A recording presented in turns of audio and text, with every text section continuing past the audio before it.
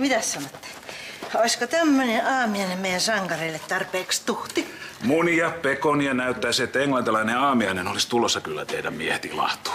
Ajattelin tästä edelleenkin nyt toimia sitten Karille ja Lauralle hyvänä hengittäränä, ettei pääsisi tapahtuu enää mitään kamalia. Kivahan se on, kun joku huolehtii.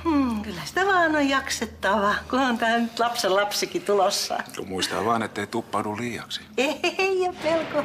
Amperi, se tuli. Päivää, naapurit. Ja emäntä. Et sun kanssa rötkeile oo juovuksissa. Missäs Laura on? Kaikki miniät jäi sinne Kemleeseen.